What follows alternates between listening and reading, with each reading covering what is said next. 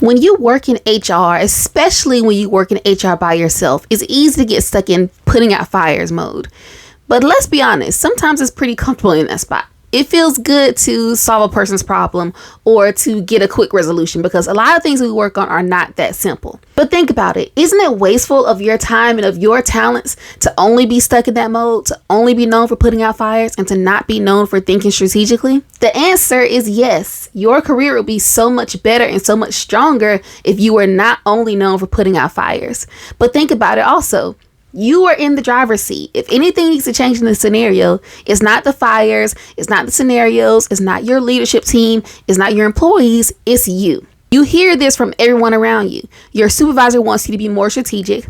You see it trending in the news and on social media, different HR teams and HR leaders getting in trouble for not paying attention to the right things or not being consistent with their application of their procedures. And majority of the time, HR is in any movie or TV show we're depicted as having, being hall monitors or being rule makers or dry party planners. The signs are all around you that not just HR in general, but you specifically need to do something different to get different results. But it's challenging work and that's why we don't do it. In this video, I'm going to talk about the things you need to avoid if you want to be taken more seriously, if you want to be an HR business partner, and if you want to have more impact in the work that you do in HR. As an HR department leader, you have to get out of the mindset of waiting for someone to tell you what to do next. You must be self-motivated, especially when you're in HR department of one. There's no one there to hold your hand. So I'm here to support you from a distance. I'm here to support you, to help you to identify things you can mitigate, areas that trip me up when I was in your shoes. But the work is yours. You have to find ways to dig deep and find ways to optimize the work that you're doing, create your own processes, create your own systems, and be efficient in your own way. If you're waiting for someone to tell you what to do next, or you're waiting for your supervisor to suggest an upcoming conference or a resource or a tool for you to use, that's the wrong name of the game. You need to find ways to own the work that you do. That's the only way you're going to be an HR business partner. Think about it this way. How can you be an HR business partner if they don't trust you to get the HR things done? So that's why I tell HR professionals that I work with, the first thing you have to make sure that you do is optimize what you do first. You can't be expected to do more if you're struggling and you're drowning in what you have to do already. One of the things that makes it difficult for us to not have that direction of someone telling us what to do all the time is that they don't know what we do. And when they don't know what we do, they don't know the impact of what we're doing. They don't really understand how big it is, how monumental it is, and what it takes for us to do the things that we're doing. So another thing you want to avoid needing is needing external validation. You have to find ways to be motivated yourself. So even for me, I found out that early in my career, I had to find ways to make myself know that I was being successful. I did a lot of different things. I kept an email folder in my email box about the things that people will tell me that I'm doing a great job or great accolades and things of that nature. But I figured out different things I could do to kind of fill my own cup because I knew that I would not get that feedback from my supervisor because they're busy.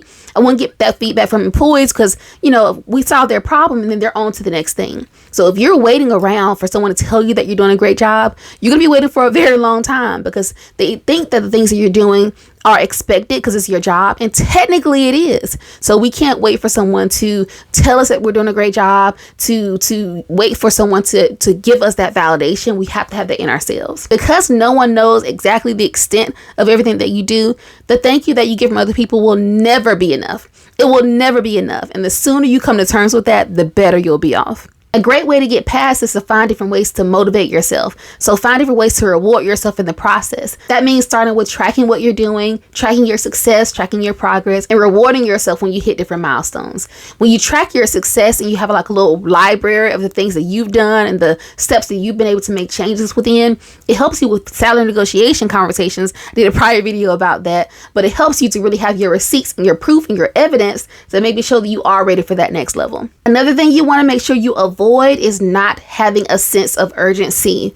As an HR department of one, you are it. So if it comes across your desk and it doesn't get done, there's no one there to back you up. And that's a scary thing. That's a heavy thing, but that's real. And if you're not going to be in the role and do the role successfully, then someone else is going to do it. So you have to find ways to create your systems, create your processes.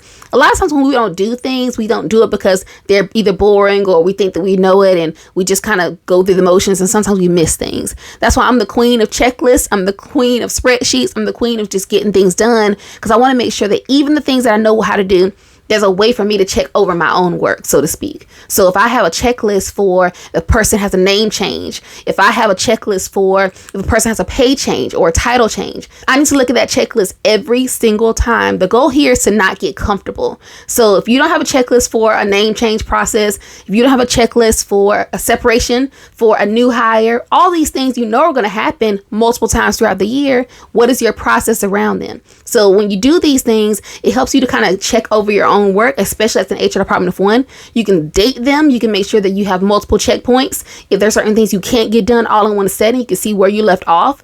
But the goal here is to be super intentional with the work that you do. Again, as an HR department of one, no one is going to come behind you and check and see if it's not done or not. And so if you don't do it, you're leaving other people out in the cold. You making a mistake on a benefits enrollment checklist means that someone doesn't have their benefits. You making a mistake on a title change means that someone's pay might be wrong.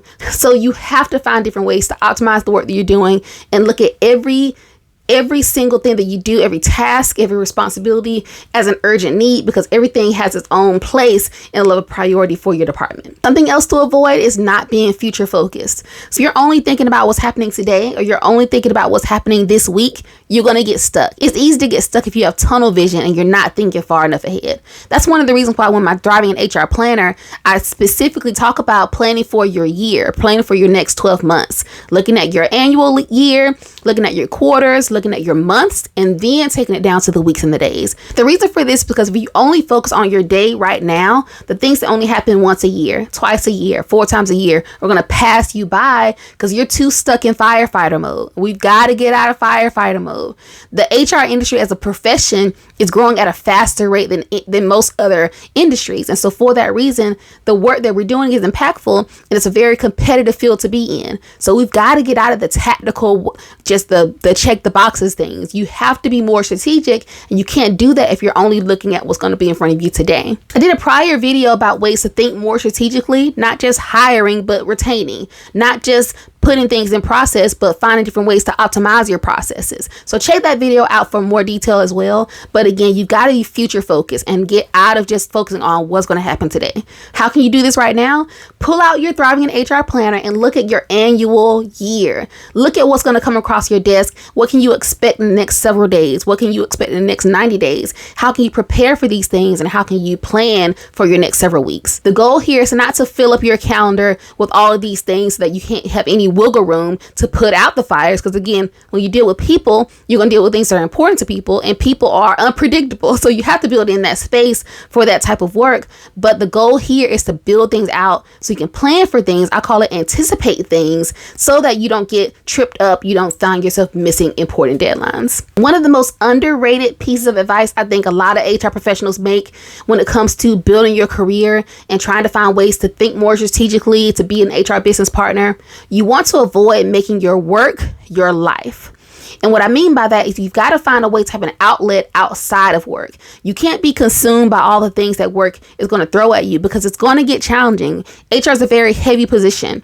And when you're working out by yourself in HR as an HR department of one, it gets that much more difficult. So you can't carry the weight of that around year after year, week after week, month after month. You've got to find ways to have outlets outside of work. So for me, that's making jewelry. I make my earrings. I like to make my necklaces. So I have things that I like to do outside of work. I like to sing. I like to play music. I like to play piano. You've got to find different things to learn and different things to pour into yourself that's going to make you happy, not the organization, but what's going to make you happy. When you do this, you'll be more likely to go back into the office and be refueled, to be reinvigorated, to actually deal with what the day is going to call for you. We talked about a lot of different things in this video, and I know that as soon as you finish this video, it'll be likely that you go back into the office and just fall back into your old habits. And how do I know this? Because if I'm not careful, I'm going to do the same thing. If you're serious about the work you're doing being impactful, being future focused, and being aligned with your organization's strategy, you need a plan. And I'm not talking about a plan that you'll just buy off of Etsy. I'm not talking about a plan that you can go into the comments of a Facebook group and say, okay, what are you guys working on? I'm talking about a plan that's going to work for you and work for your your organization. My highest recommendation is that you enroll in my next cohort for the SHRM HR Department of One Specialty Credential Program. In this program, you're going to get out of firefighter mode and you're going to look at your overall HR strategy for your different components or your different competencies within HR to really think through how is your organization working within this category right now. You're going to rate your effectiveness in these multiple areas. You're going to learn new techniques and new strategies, and then you're going to create a plan for your organization. So you'll learn things about how to build a new employee retention strategy, how to get buy-in from your organization leaders when it comes to HR initiatives, how to get your hiring managers on the same page when it comes to hiring so you're not doing the same job postings over and over and over again. There are a lot of things that go into working in HR, and if all you're focusing on is hiring, firing, and putting out fires, you're doing it wrong. This program includes 10 hours of live virtual instruction from me. We break it out over 5 nights, so 2 hours a night. You also get 2 e-learning courses. You can learn about learning and development strategies and organizational strategies as well. And then you'll walk away with a specialty credential and also 17 PDCs if you have a SHRM credential like a SHRM CP or your SHRM SCP. But you don't have to have those credentials to take this program. It's my highest recommendation because I believe that most HR professionals desire to do more and be more impactful, but you don't know how to do it. So when I was in your shoes, I took leadership classes, every single leadership class I could find and get my hands on to kind of piece things together. But just because it's a leadership class does not mean it's an HR specific class. So I did a lot of things that didn't quite fit. And I went back to school and got my MBA and all the things, but nothing really fit with what I really wanted to have. So I had to create these things on my own. And I feel like I had to do it the hard way because nothing existed at that time. Now that I can align with SHRM and create this opportunity for you to get this data from me and to go through the process and learn some of my nuances of the things that I do, but also what SHRM has supported in the industry data that they have as well, is a perfect marriage. So if you have any questions about the program, drop them down below.